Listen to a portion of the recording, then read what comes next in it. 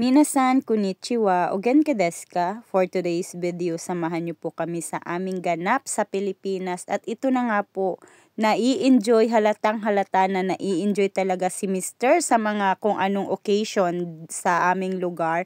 At tingnan niyo po mga ka-GRM, sabay na sabay talaga siya sa agos ng buhay, char lang. So ayan, meron silang 58th founding anniversary ng Polonoling National High School, and we're so happy kasi nga po naka-attend kami or nakatingin kami ng kanilang mga activities, and of course isa na po yung asawa ko na nai-enjoy siya. Hindi ko alam kung matutuwa ba ako or magagalit sa kanyang ginagawa or pinapakita, pero sabi nga nila hayaan ko na daw. Kaya ayan, hala, to the max talaga si Mr. To the grabe, pasayaw-sayaw talaga siya. Sinusunod niya kung ano yung ginagawa ng mga dancers. So hello, shout out everyone, kasi alam ko marami sa inyo yung nakipag-friend sa asawa ko. Hindi ko alam kung matutuwa ako kasi nga po hindi ko alam, parang nahihiya ako sa ginagawa niya, pero wala akong magawa kasi nga po dito sa Japan hindi niya yan ginagawa.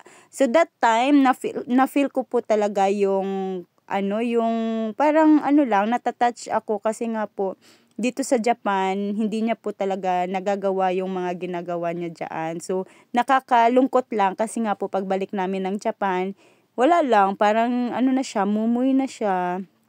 Mura na siya mumoy sa gilid-gilid bala, parang ingana. So lang tawa guys, feel niya talaga yung moment na nasa Pilipinas siya. So sino ba naman hindi alam kung matutuwa or magagalit ba.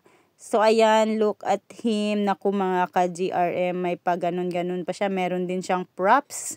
Nagkataon kasi nga may ara siya towel. And hindi niya lang nagawa yung may paluhod-luhod sila, may pahiga-higa sa sa semento kasi nga po yung area niya mabato. So ayan, ganun lang yung mga posisyon niya, yung mga action niya diyan. Hayaan mo na, at alam ko marami yung natutuwa at nai-enjoy na tinitingnan siya kasi sabi nila na-enjoy daw sila tingnan yung ginagawa ng asawa ko, pero ako naman nahihiya ako kasi hindi ko alam, basta yun na yun. And of course, yun na nga mga ka-GRM, nag-judge din siya ng kanyang sarili kung sino yung mananalo. At yun nga, nagtugma yung judge niya sa kung sino yung nanalo that time. So congratulations everyone and job well done. Otsukaresama desu. And syempre, the next day is yun na nga, abangan po yung pag-zumba ng high school, at syempre meron silang fun run, which is syempre na-invite din si Mr. na mag-join.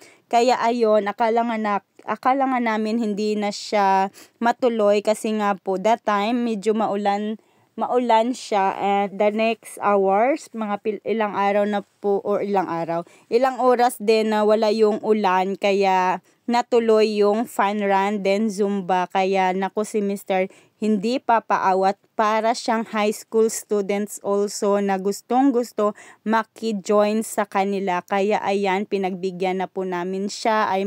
Pinagbigyan ko po siya, or should I say, yun lang, parang parang free talaga siya. And I just want to say thank you sa lahat ng mga teachers na ganito ganon na hinayaan si Mr. kasi parang nakakahiya. Ayan, after this one, syempre the next day is mayroon silang search, and which is yung asawa ko is hindi nagtagal kasi nga po ayan na, back to video na lang tayo. Ayan, yung the next morning before yung